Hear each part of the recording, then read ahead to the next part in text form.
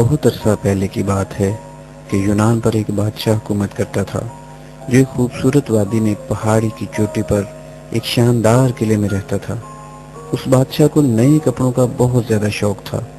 وہ اپنا تمام پیسہ نئے کپڑوں پر خرچ کرتا اور اپنے سپاہیوں کو تنخواہ تک نہ دیتا، صرف اپنی بگھی پر بیٹھ کر نئے کپڑوں کی نمائش کرتا رہتا تھا، اور یہ کہا جاتا کہ بادشاہ کپڑوں کا رسیا ہے، اور یوں اس کا تخت خالی رہتا۔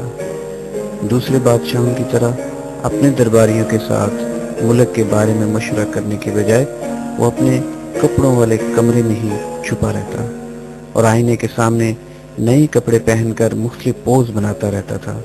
وہ دن میں ہر گھنٹے کے بعد نیا لباس پہنتا۔ ہر روز اس ملک میں دوسرے ملک سے لوگ آتے۔ ایک دن 2 جلاہے آئے جنہوں نے جادو کا لباس بنانے کا دعویٰ کیا۔ اے بادشاہ سلامت، ہم جادو کے طاقت سے لباس بناتے ہیں جسے پہن کر چور قسم کے لوگوں کی نظروں سے بادشاہ سلامت غائب ہو جائیں گے۔ یہ لباس خود بہت بیوقوف لوگوں اور غداروں کی نظروں سے غائب ہو جائے گا جنہیں اس دربار سے ہٹا دینا چاہیے۔ یہ لباس میرے لیے بہت اچھا ہے، ایسا پہن کر میں سمجھ جاؤں گا کہ سمجھدار لوگ کون سے ہیں اور بیوقوف کون سے ہیں۔ ہاں، مجھے یہ لباس فوراً حاصل کرنا چاہیے، چاہے ان جلاہوں کو اس کی قیمت جتنی بھی زیادہ ادا کرنی پڑے۔ یہ تو تمہارے پاس ہے اور یہ تمہارے ہے۔ دونوں ٹھگوں نے مشینوں کے ڈھانچے لگائے یہ ظاہر کرنے کے لیے کہ وہ لباس تیار کر رہے ہیں، مگر ان مشینوں پر کچھ بھی نہیں تھا۔ وہ ساری رات شمع جلا کر پیسے گنتے رہے۔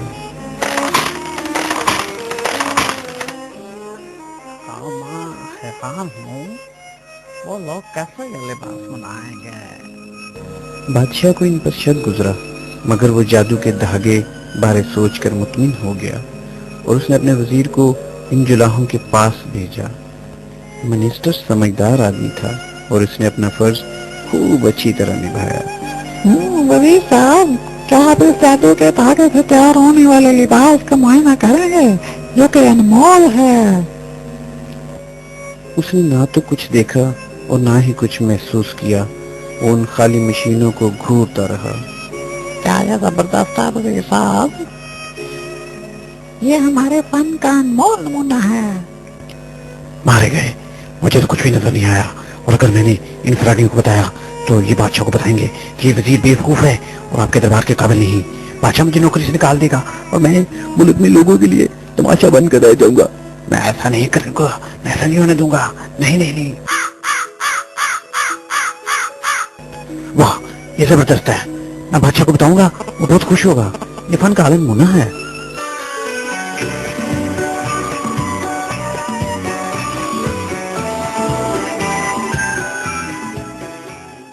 اور پھر وزیر نے بادشاہ کو مکمل رپورٹ دی۔ بادشاہ یہ جاننے کے لیے بے تاب تھا کہ کون سے لوگ اس کے دربار کے لیے موزوں نہیں ہیں، لہذا اس نے اپنے ایک اور قابل اعتبار چانسلر کو جلاہوں کے پاس بھیجا۔ میں یہ دیکھنے کے لیے آیا ہوں کہ بادشاہ کا لباس کتنا مکمل ہوا ہے، مجھے دکھاؤ یہ کہاں ہے؟ یہ مشین کے اندر ہے جناب، آپ کے ناک کے نیچے۔ اور یقیناً چانسلر کچھ بھی نہ دیکھ سکا کیونکہ وہاں پر کچھ تھا ہی نہیں، مگر دونوں دھوکے باز اسے گھورتے رہے اور چانسلر نے کچھ نہ کہا۔ کیا آپ کو کپڑے کا ٹکڑا نظر نہیں آیا؟ اوہ زبردست، کیا اچھا رنگ ہے، کیا خوبصورت نمونہ ہے، میں فوراً بادشاہ کو بتاؤں گا۔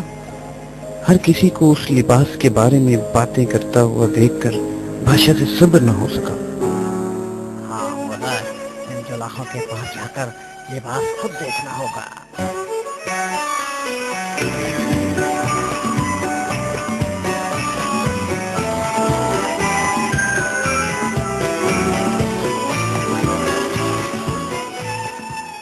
بادشاہ سلامت، آپ نے دیکھا، ہم نے آپ کا جادوئی لباس تقریباً مکمل کر لیا ہے۔ ہم نے اس کے کندھے اور پیچھے بٹن لگا دیے ہیں تاکہ یہ خوبصورت نظر آئے۔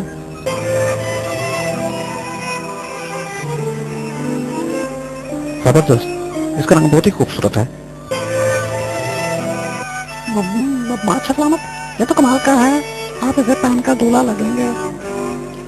हाय अल्लाह, ये क्या हो गया? मेरा वजीर इसे देख सकता है, मेरा चांसलर इसे देख सकता है, और यकीनन जुलाहे भी इसे देख सकते हैं। मैं ही अंधा हो गया? क्या मैं बेवकूफ हूँ? क्या मैं बादशाह बनने के काबिल नहीं? मेरे लोग क्या कहेंगे? ये सोचकर बादशाह ने कुछ न कहा। वो हंसा और उसने कहा कि ये बहुत खूबसूरत है, और उसने चांसलर को कहा कि इन्हें मजीद रकम दो।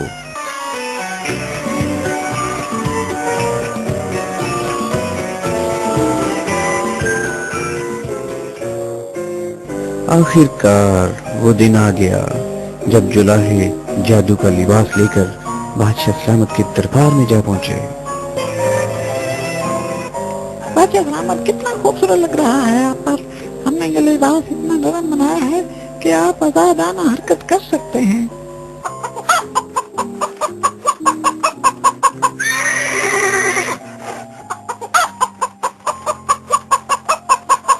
चांसलर ने कहा, इसका नमूना तो लाजवाब है। खवातीन ने भी इस नमूने की तारीफ की। दूसरी तरफ जुलाहे सोना लेकर चुपके से निकल गए, और बादशाह अपने नए कपड़े दिखाने के लिए बिल्कुल तैयार था।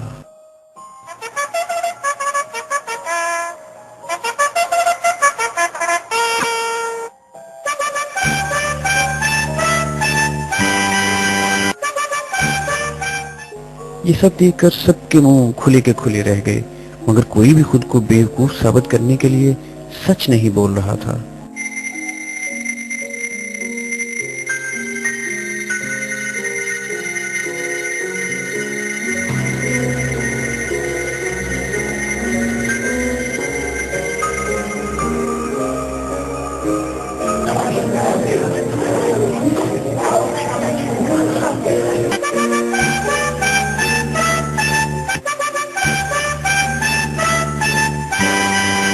दरअसल बादशाह ने तो कपड़े पहने ही नहीं हुए थे। फिर अचानक हजूम से एक नन्ही बच्ची निकली। बादशाह ने तो कपड़े ही नहीं पहने।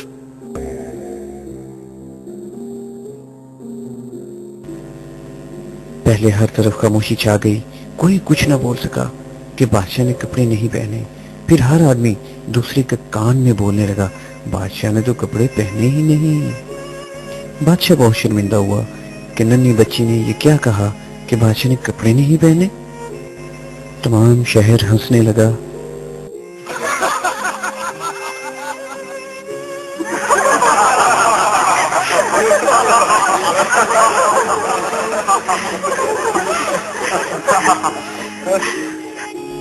बादशाह ने खुद को छुपाने की कोशिश की, और उसने यही बेहतर समझा कि महल में वापस भाग जाया जाए। अप्पा जा बादशाह।